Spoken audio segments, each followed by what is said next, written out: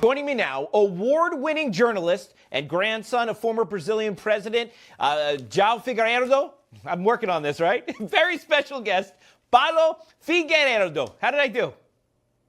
You did great, my friend. Good to see you. Before we went on air, I'm talking to Paulo. I'm like, I don't want to screw this up. And he's running through every single syllable. And I think I did okay. I wanted to, Figueiredo. Good? That's pretty good. That's pretty good. How are you doing, my friend? Better than I deserve. Yeah. It's great to talk to you. Look, I've been following your story. I've been following Brazil very closely. And what's happening over there, there's so many parallels to the United States and Brazil. You saw what they tried to do to President Trump between 2020 and 2024. And we've seen this now spread through Brazil. We've seen it spread through Romania and other parts of the world where they're like, no problem. Let's just prosecute people, make them out to be criminals, and then we don't have to worry about them getting elected anymore, right? And then in any questioning, any funny business about an election, well, that makes you an election denier. And that makes you a bad person and a threat to democracy. And then we must prosecute, right? And we've seen this in Brazil. You've been covering it extensively. And now because you're covering it, free speech, God forbid, now they've turned their sights on you. Can you talk about what is happening in Brazil? Because people in the United States need to pay attention on how this is spreading around the world and why what we do here directly impacts freedom and democracy around the globe. Well, I often say that Brazil and the U.S. have the same virus. We just have different immune systems. Everything that's happening in Brazil happened some way or the other in the United States, and it was actually created within the United States and exported by the Department of State worldwide. That's why you see so many similarities between what's happening in the United States and in other countries. This weaponization of the judicial system is something that was created in the United States. They tried to do with President Trump what they are doing with former President Bolsonaro. For our audience that are not familiar with who President Bolsonaro is, he is considered the Trump of the tropics. He was elected in 2018, 2 years after President Trump got elected here in the United States for the first time. Also very conservative, with part of the same national populist movement, an outsider that went against traditional partisan politics in Brazil. And he did a government very much aligned with the government of President Trump. Again, in 2020 in the United States, in 22 in Brazil, the establishment found a way to pretty much steal the election. They stole the election here, they stole the election in Brazil, different methods, but the same strategy.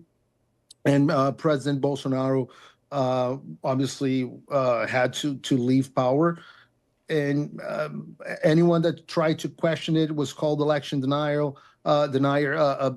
Everything was called a big lie. People revolted and stormed the government buildings in Brazil in January 8th instead of January 6th. People were called domestic terrorists and sent to prison for very long sentences. There was a congressional committee trying to investigate it. They deleted evidence in Brazil. There were signs of agent provocateurs and deep state agents infiltrated. We even had the head of security of the Brazilian government handing bottled waters to protesters that were inside the building. So many similarities. People were sent to prison for 2 decades in very harsh sentence, more than 1,000 people in prison. And then President Bolsonaro is now being prosecuted for a so-called coup d'etat, something like an insurrection. So you can't make this up. It's so similar that looks like a Bollywood version of an American movie in Brazil. So that's the way it is. I mean, you're right. It is shockingly similar. Considering how shockingly similar it is, you have to wonder, it's the same playbook. Well, who's writing the playbook then? Well, that's a very good question. That's hard to answer without getting to conspiracy theories. But I'll give you the facts. They're hypotheses now. They're not theories anymore. Every conspiracy theory has turned proven true, at least here over the last few years. So I'm calling these conspiracy hypotheses. But please proceed. Well, what's happened? Actually, we know some facts. Just for example, we know that the USAID more than triple the amount of money sent to Brazil when Bolsonaro became the president.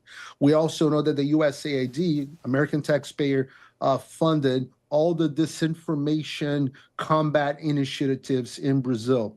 We also know that the Department of State helped the Brazilian electoral courts that were persecuting anyone that questioned the electoral results in Brazil. We also know for a fact that in the same year, and that never happened before, the United States sent some top officials, the election year of Bolsonaro, the election year actually of Lula, that Bolsonaro was running for re-election. They sent Victoria Nuland, they sent Jake Sullivan, they sent Bill Burns, they sent Lloyd Austin, they sent everyone to Brazil to meet and to put pressure on government and some military officials to not question the election results. So I don't know who's writing the playbook, but I'm pretty sure it comes from here, and it was funded by American taxpayer money. Wow. So as far as the next phase in this, I got about a minute left. You, of course, they've turned their sights on you. You're just a journalist. Not just, you're a great journalist. But I'm saying you're a journalist. You're not in government, yet they don't like what you have to say about it. So what are they trying to do to you? Well, they're trying to put me in prison for 40 years in the same case as Bolsonaro because I pretty much reported what was going on in the discussions that were happening in 2022.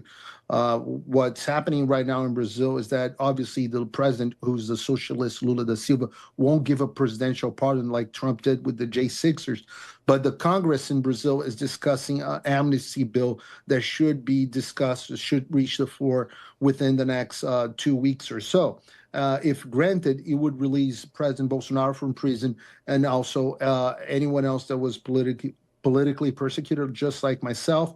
The problem right now is that the Speaker of the Brazilian House is under threat of the Justice of the Supreme Court that rules the country, Alexandre de Moraes, the guy that was sanctioned under the Global Magnitsky Act by the Trump administration 2 weeks ago.